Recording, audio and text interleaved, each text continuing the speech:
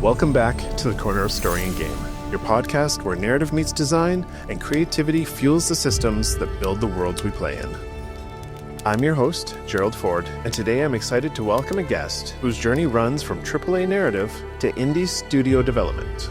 Batuhan Gözlüklü has worked in the trenches of quest design at studios like CD Projekt Red, and now leads the charge at his own indie studio, Newmind Interactive, where he's helping shape the next generation of narrative-driven experiences. We're going to talk about what it means to build a story from the inside out and scaling up to studio-level storytelling. This conversation is for anyone building worlds, designing missions, or trying to lead with narrative. Batu, thank you for joining me.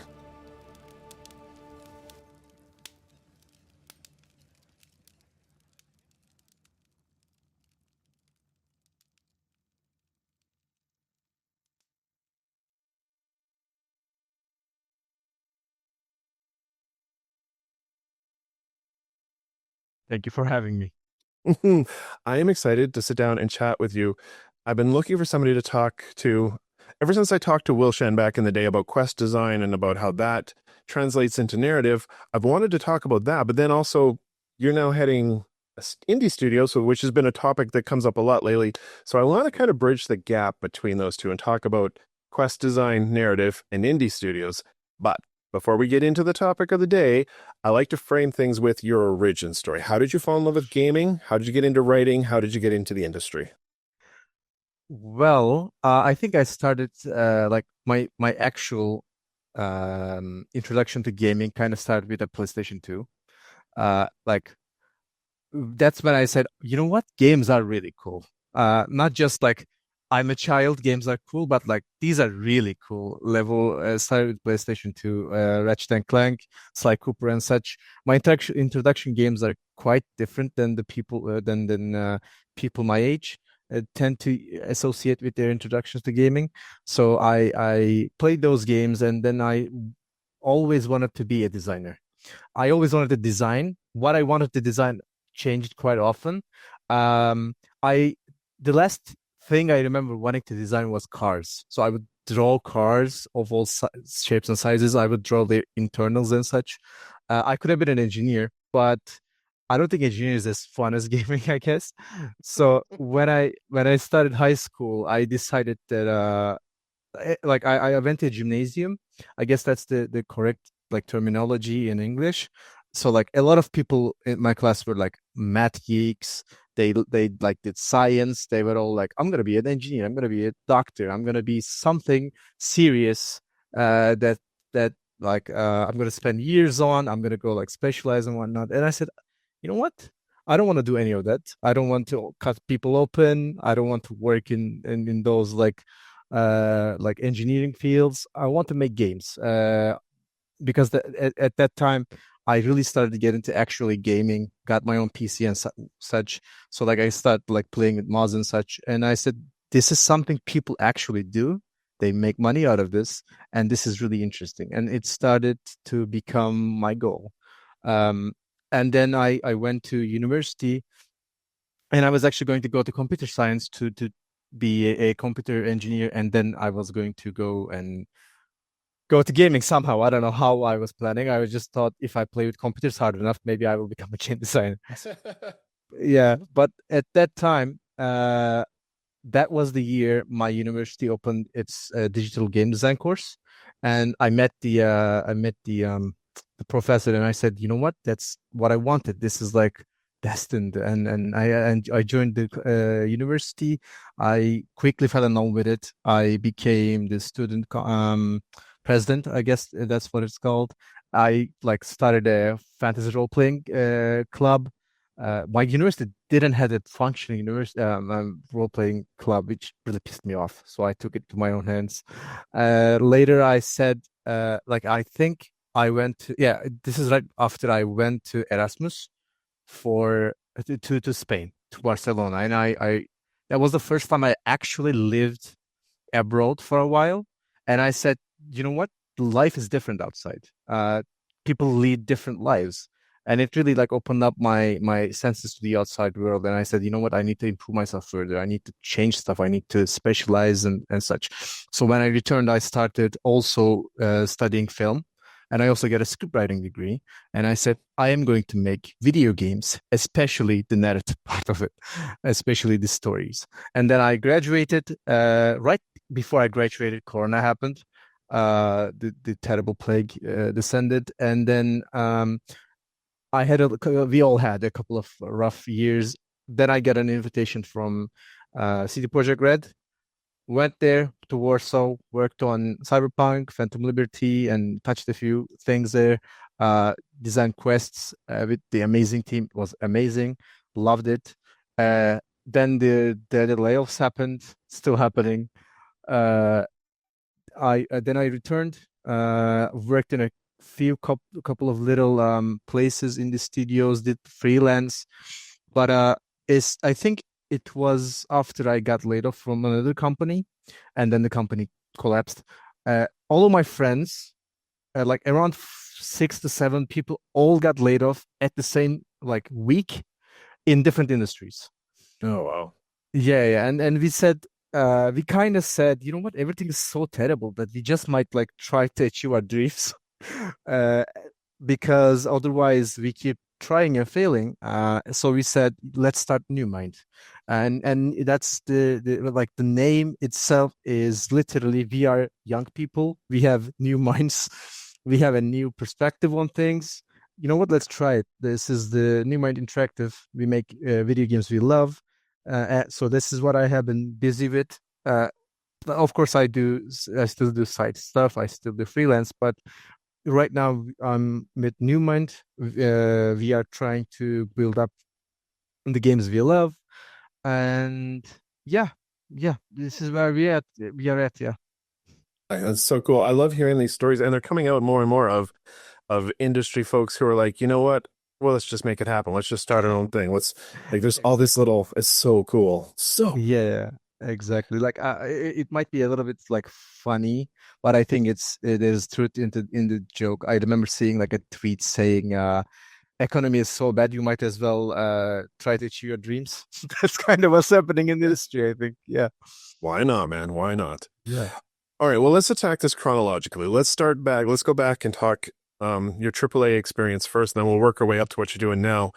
Sure. Okay. So back when you're doing quest design, when you're a quest designer back at CD Projekt Red, what did quest design in that studio teach you about narrative structure, player engagement, interactive storytelling, all these things that we love so much? What did working in that space on quest design teach you?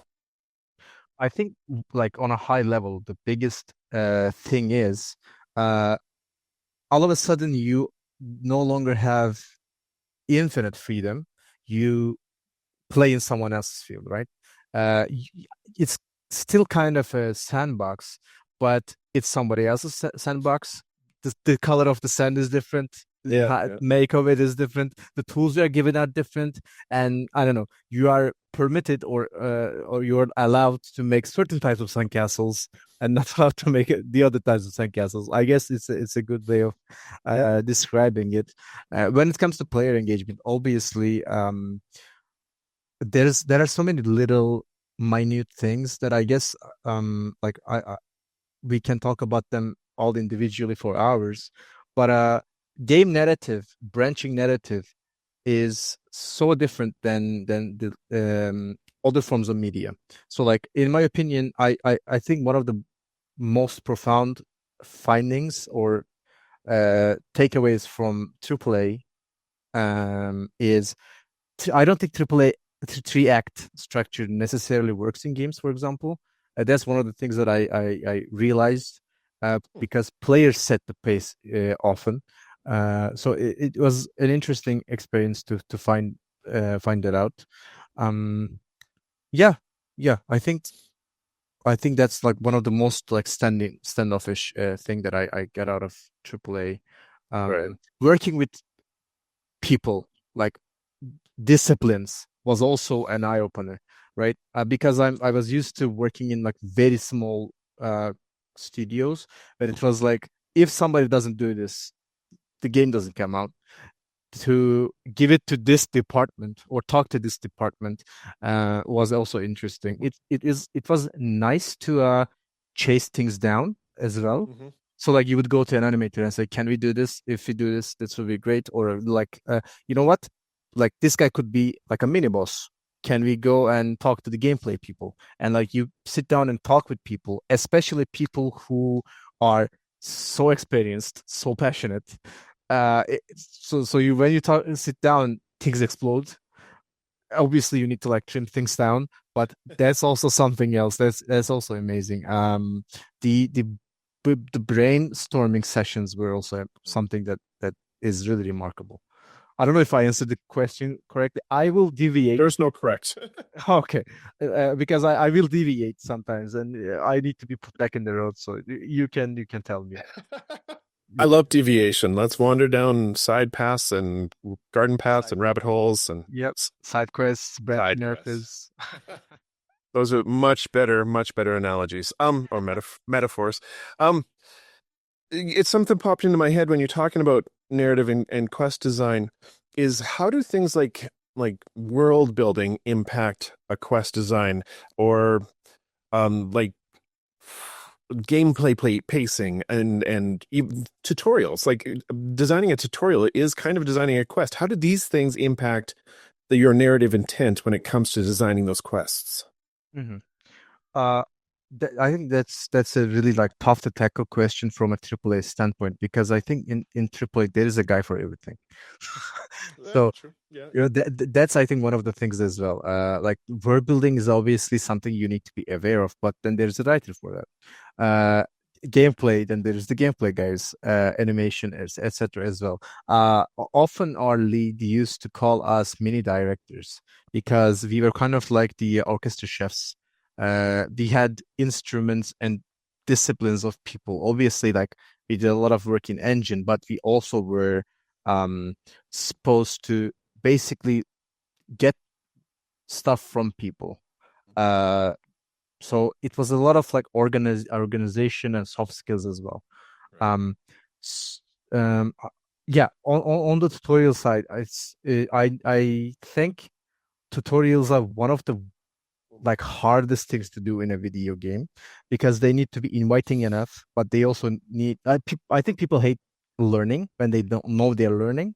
So like if you are saying this is a tutorial, people Yeah. tend to be like, I can do this, and then they get mad 5 minutes later. Why can't they reload or whatever? So I think it's one of the most difficult, most like it has to be invisible. They don't need to realize they are learning part of the game.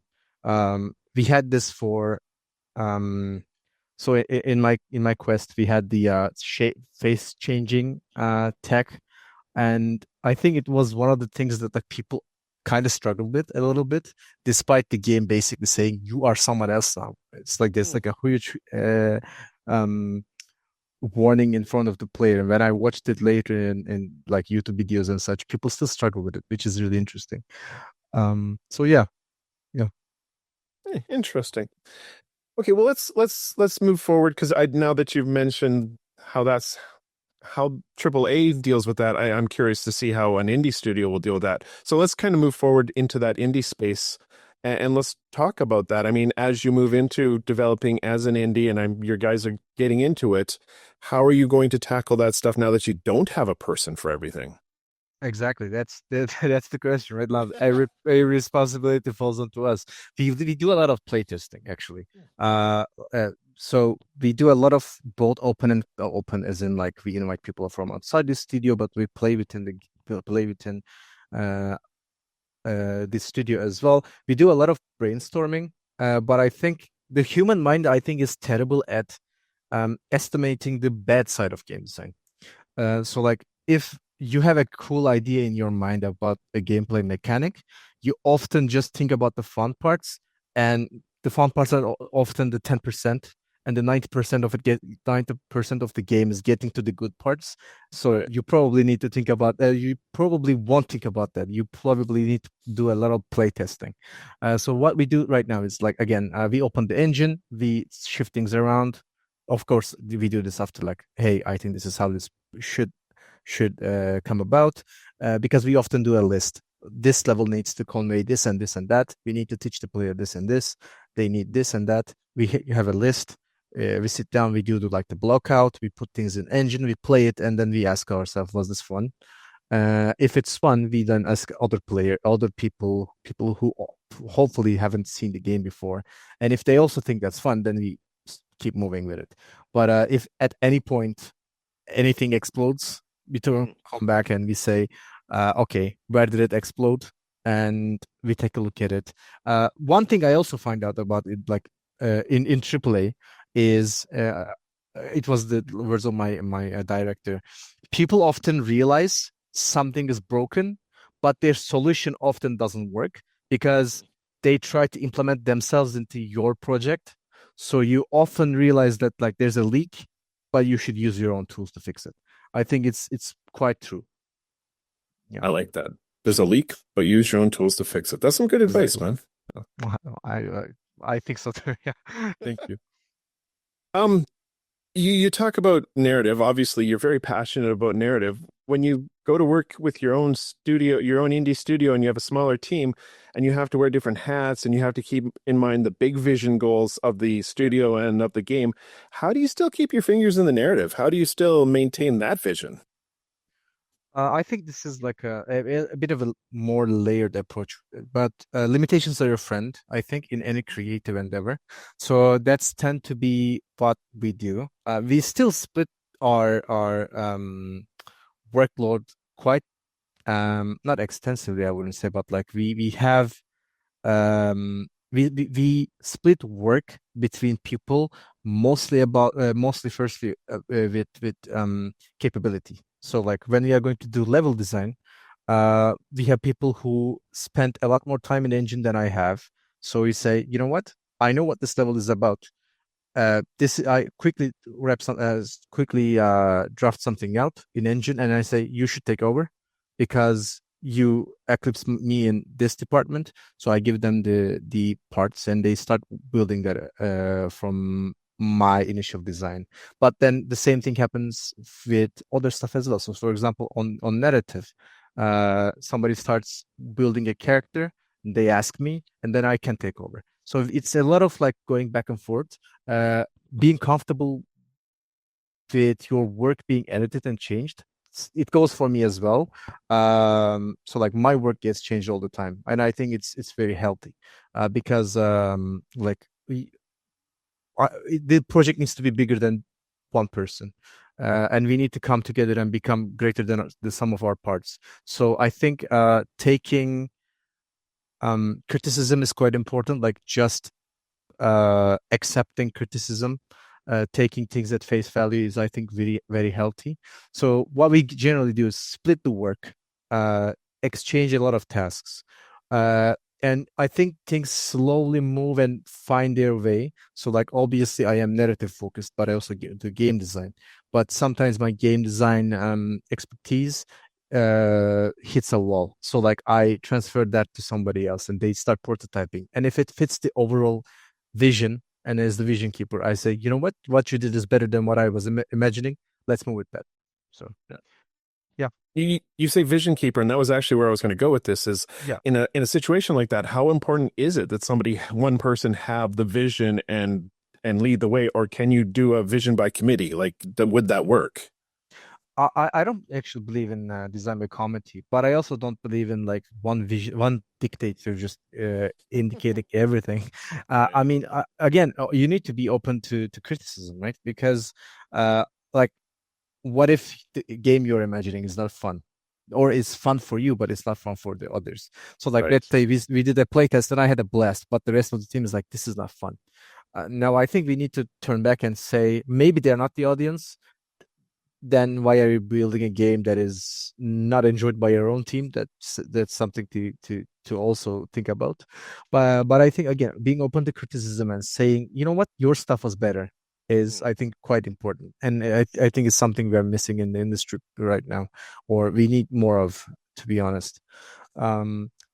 Because having a clear vision in mind is important, but not being stagnant and getting stuck in the mud is also quite important. Nice. That makes sense.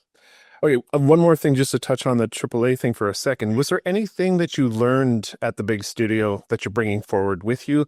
Mindset, tools, something? Or conversely, Is there anything that you're forcing yourself to unlearn or leave behind as you move forward?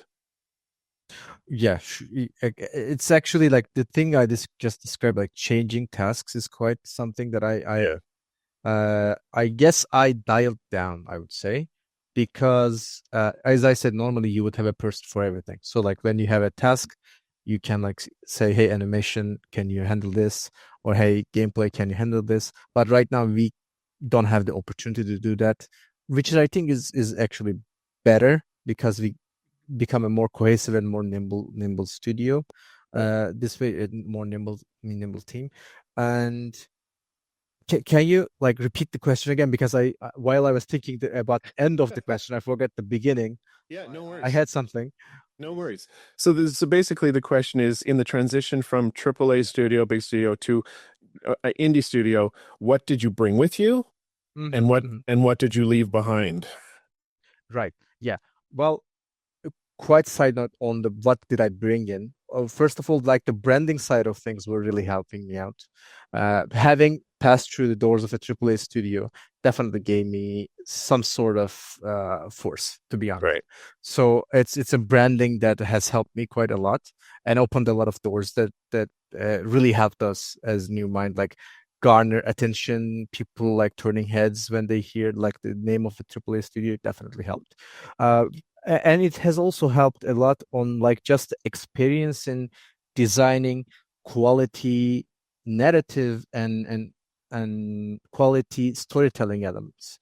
So like how much interactability should narrative segments have, or how much so what does a random encounter, for example, requires? It needs to be interactive. It needs to be memorable. It needs all. It also needs player input. So if it can solve itself by without the player being there, then there is not much of a point of it being there, etc., etc. So like a lot of like not training, but I guess things become ingrained in your memory as you do more, and things getting rejected and approved, and you start to like garner an understanding of how things work. It's basically like cooking, basically, in a big picture. Nice. I like that. That makes me feel better because I know my way around the kitchen. Yeah, Okay, well, we're kind of getting close to the end of the core stuff here. I have some fun stuff afterwards, but sure. to bring the core topic together, I like to look for a little bit of, I don't know, valuable wisdom or experience or just something. And I guess the way I'd like to kind of tie this up is taking the AAA and the indie, the two ends of this journey or two ends of this extreme. What would you say is the core of interactive storytelling that is true no matter the scale? What is the heart of a good narrative in AAA that is also in indie? Like, what is, or is there a shared thread there? I definitely think so. To me, good narrative or narrative is what the player thinks about after they close the game. So like when when they are not actively engaged in gameplay, they often think about uh even if they are thinking about gameplay, they're thinking about it from a user perspective where they created a scenario or like they experienced something and it also became a story in their mind. So like I went in there, or even like in, I don't know, like Battlefield, without the game, without narrative, multiplayer, whatever. I don't think it's without narrative, but like I went in there, there was like a firestorm. I dragged the guy out, and you create a scenario, and you yearn for it. Obviously, the moment snap decisions and the cerebral play, at that point it grabs your attention while you're playing the game. But what you when you close the game, it's what stays with you. It's the feelings that it has invoked. So I think the same goes for both indie and for AAA. So like when you close Cyberpunk and you think about a character, Songbird, or when you close an indie game and think about like when you looked at the stars, they felt massive and they felt amazing. These are all, I think, narrative. These are all the stories and the little bits of escapism that take you out of the real world and deliver you to that other world, and you feel for that other world. I think that's the core thread that all games and basically all media almost shares, I think. I like that. I like that. It almost sounds like you're describing an emotional truth. Like there's Exactly. an emotional moment in all of these things that it feels true or you can resonates with you in some way. That I like that. That's cool. Exactly. I think that's the I'm going to call it healthy escapism. It's not the kind of escapism that alcohol offers. It's the kind of escapism that motivates you to keep moving forward with your life.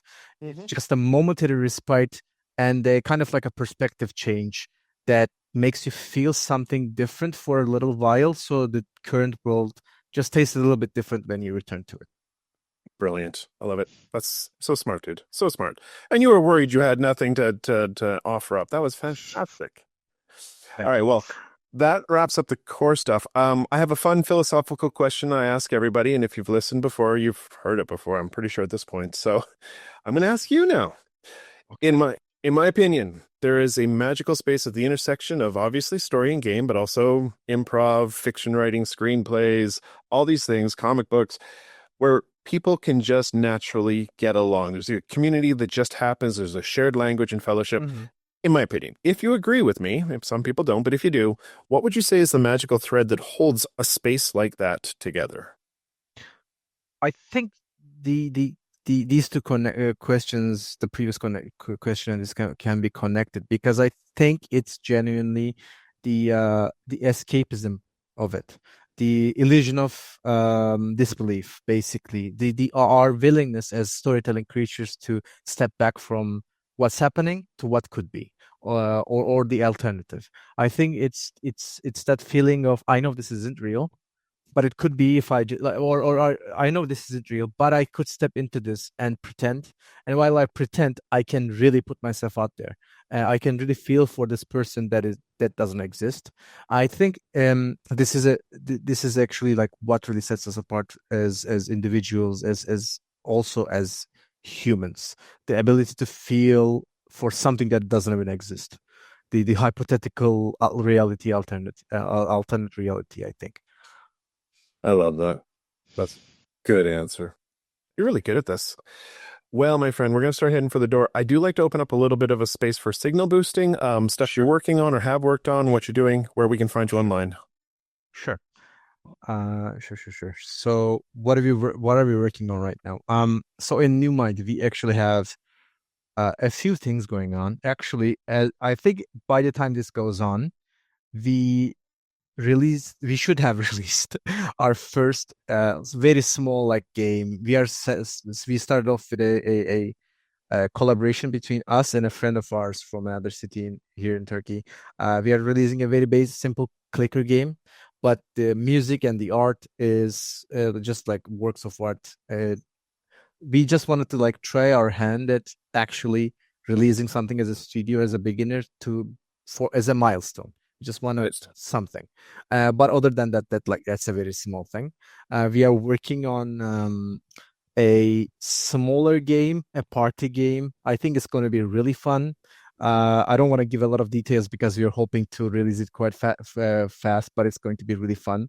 It's in line with like Peak, or Are We There Yet? It's going to be really funny. I think we're hoping to release it quite fast, so hopefully we will be able to talk about it maybe later.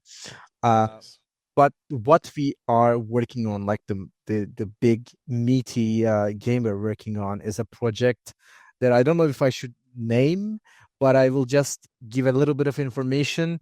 It's a survival horror plus RPG that we are experimenting with. There is no combat inside it, because in that project we are really rejecting the notion of like violence first. So like there is no shooting things. You need to find your way around stuff. We also wanted to design this thing where the way you solve things is also part of the role playing experience. I always hated that the notion that role playing games are only role playing when you're talking to people, right? I think role playing games should encompass more into the lifestyle of your character. If you are a crafter, if you are like, when I play RPGs or when I play any game, if I see a locked door, a chest, something I can't read, somebody I haven't talked to, I go crazy.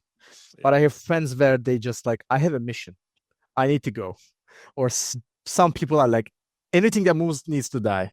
And I don't think it should only come in like these play styles shouldn't only come into play when you're talking to people. So that's what we are trying with this project. It's an ever-evolving survival horror game. Basically, I'm gonna give you a little bit of a world building crumb, I guess. It takes place in this paranatural forest. If you ever watched or read Annihilation, you take a lot of inspiration from there. Southern Reach is a big inspiration, or if you played Control or Stalker. So like you are in this forest and it's beautiful. It's just so cosmically beautiful, but it also unmakes reality. Reality breaks. And you wake up here with your team, your expedition team, kind of like Expedition 33. You wake up here and you try to go to the epicenter of this wild place, and you try to pick up on what's happening. Why is this place like this? How did we crash? Who am I? Who are you people? And it's a journey, and I hope it's going to be amazing. So yeah. And you can we are hoping to release more stuff on newmindinteractive.com. You can check it out there. We have socials. You can also follow me on any platform. I love to share the stuff we make. So yeah. Cool. I will throw links to all of that in the show notes in the description. That game sounds amazing. Like I'm survival crafting horror. Those are my game. Like that's my jam. So that sounds fantastic. I'm adding you to the short list of testers there. Yes. And when we play tabletop role playing games, me and my group, combat becomes secondary. We're all about that politics, the economy, the crafting, and we've built our own systems because 5th edition only goes so far when it comes to skill systems. So I love it. Love it. Tabletop RPGs are like, I think those are the most fun I had in any gaming scenario. I'm a sucker for GURPS. I don't know if you have played. Oh yeah, no, I've played pretty much everything. I it's my like bread and butter. I love GURPS so much, and it's kind of like the core group we play with. We play a lot of GURPS, and we love it. And it kind of evolved into like we could kill these people. People die easily. How do we do this without killing? How do we do this by talking to them? Right. How do we do this with like where both parties actually benefit? Maybe there it doesn't need to be like this combat thing. It can be a prisoner's dilemma. We can both benefit. It's fun. It's great stuff. That's so cool. And the idea of an RPG where you role play with outside of the dialogue, I want to bring you back and let's do an episode. Let's do a chat about that topic because that you can go really deep on. Yeah, I agree. Yeah, so, I definitely agree. But we are out of time for this one. I'm gonna have to push you out the door, my friend, into the Canadian winter because it's cold out there. On the way out the door, though, I like to give the guests the last word this season. So, parting words of wisdom. Craft. It could be life as a creative. It could be a drink or food recipe. Just hit me with something on the way out the door. Sure. I think I am on the younger side of guests on your platform. I think so. If am I? I'm 27. Yeah, you're. You'd be in the younger quarter for sure. So I guess I will. I would like to address those people especially, but I think this goes for every creative that is in this wild, turbulent industry or any creative industry. Endure. I think. I think it's gonna be great. I think we're gonna make it. And that wraps up another episode of The Corner of Story and Game. Batu, thank you for showing us what it means to think narratively at the levels of quests, systems, and even creative leadership. Your journey reminds us that story isn't just in writing. It's in the design, the structure, and the choices we make as creators. And to you, dear listener, as always, thank you for taking your seat at the table. If you're building worlds, designing levels, or dreaming up your own studio, remember, story is everywhere. It lives in the way we build and the reasons we play. So, until next time, keep telling stories, playing games, and creating those worlds worth getting lost in. Stay safe out there, Wanderer. Your chair will be ready by the fire the next time you stop in at the Corner of Story and Game.